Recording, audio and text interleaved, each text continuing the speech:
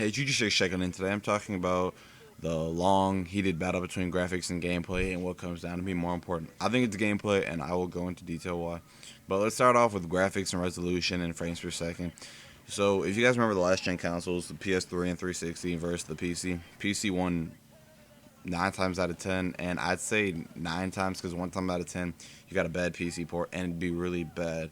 And people have noticed that PC is substantially better. So when they got to the Xbox One and PS4, they expected this to close the gap between PC and console, which it somewhat did. But the fact that PCs are easily upgradable and they are growing by hardware every couple of months, it's you really can't compete with something of that manner. So I think that graphics are personally really important, especially for PC gamers, because we invest money into our graphics cards specifically. Like one of my friends has a Titan, and that's $1,000 card, which is completely unnecessary. But you'll get beautiful gameplay, I guess. And if you have a good monitor, it's it's really gonna show.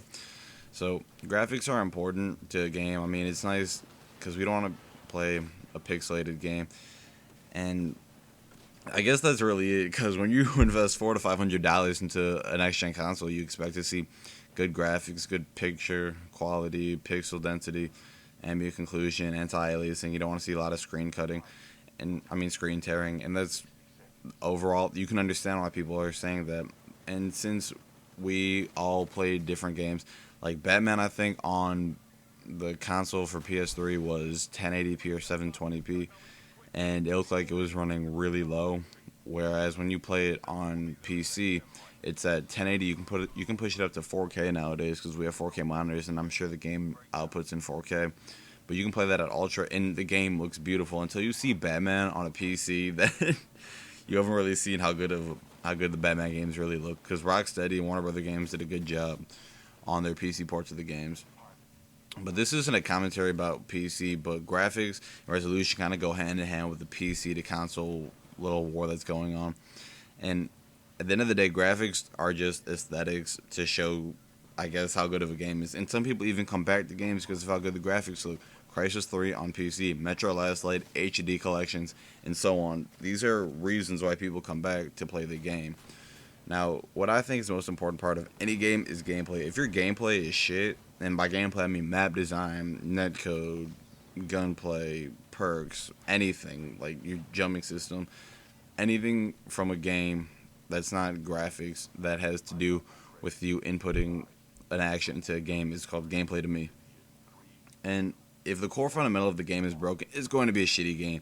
If you have a shitty game with amazing graphics, people might go back and be like, "Oh my god, these graphics are great," and they might just play through the first level and be like, "Oh my god, these graphics are amazing."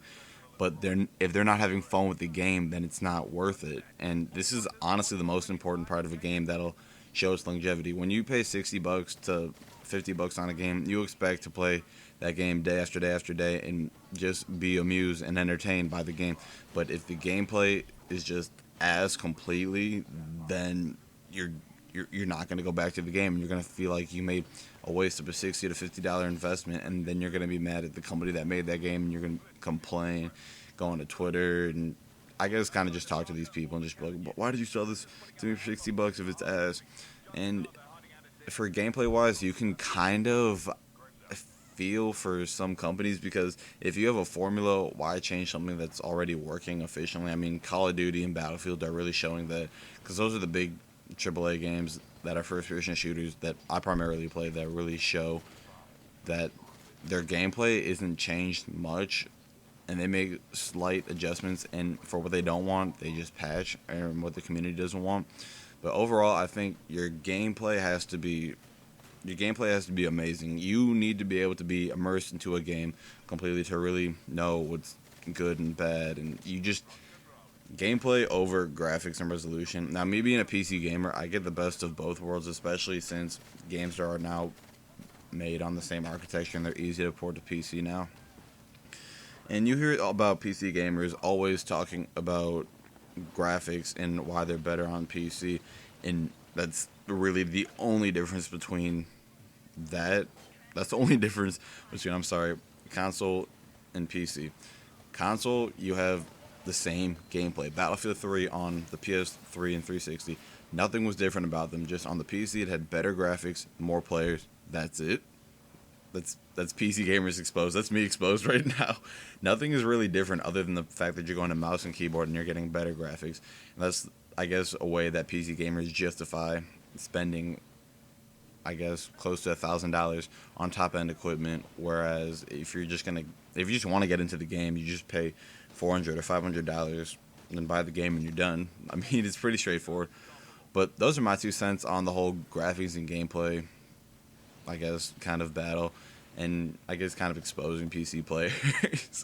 But tell me what you guys think, if graphics are more important or gameplay, or both, because if you can have both, then you're going to have the best of both worlds, and you're going to make sure that $60, $50 investment is worth it. That's about it. UG6 checking out. Make sure to follow me on Twitter. I haven't said that in a while, but it's UG6____. And that's probably the best way to get in contact with me. And if you guys want to Skype me, just check my channel info. Thanks for watching. Enjoy the rest of my channel if you go on to watch more videos. Thanks for watching again. Bye.